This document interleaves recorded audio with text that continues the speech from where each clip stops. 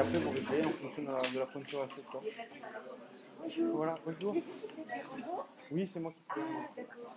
Parce que ce matin je suis passée, puis j'ai cru que vous ne faisiez pas aujourd'hui. Quand c'est imprévu comme ça, que c'est le meilleur moment qu'on passe. Voilà, c'est économiser. Voilà, pour essayer d'économiser. Voilà, je vous laisse faire le réglage. Donc la raquette à neige, ça a été fait par les Inuits.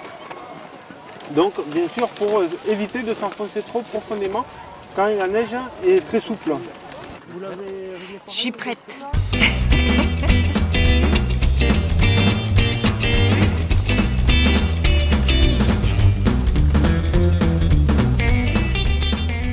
Donc j'ai deux produits enfants. C'est la construction d'igloo qui dure à peu près 2 heures. Donc avec un parcours raquette à neige. Et ensuite j'ai une super chasse au trésor avec GPS pour les enfants. Donc ça c'est super parce que les enfants ils courent avec le GPS. Il y a des énigmes, des balises. Toute une histoire, on rentre dans un conte au travers des énigmes et des balises. Le piton rocheux que vous voyez au-dessus du télésiège là-haut, ça c'est le pic du Han.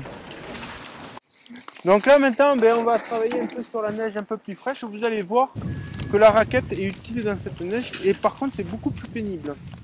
J'ai des produits famille, donc on va faire une belle petite randonnée raquette dans la forêt qui est là-bas. Donc entre glissades et boules de neige, ben, tout le monde s'amuse. Et après j'ai les randonnées un peu plus adultes qui sont encore assez faciles. Je vais randonner donc là où il y a un petit étang. Vous voyez très bien que l'hiver, les chemins sont recouverts d'un manteau neigeux, donc on est hors balisage. Donc il faut bien connaître déjà d'une part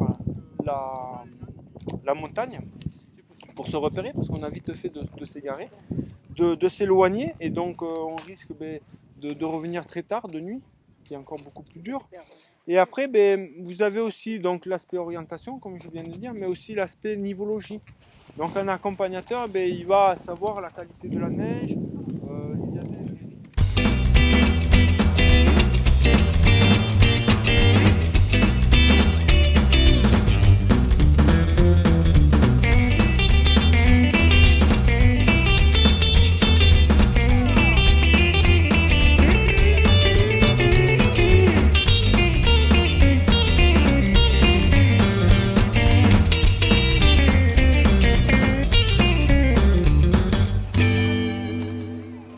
C'était drôle, c'était bien.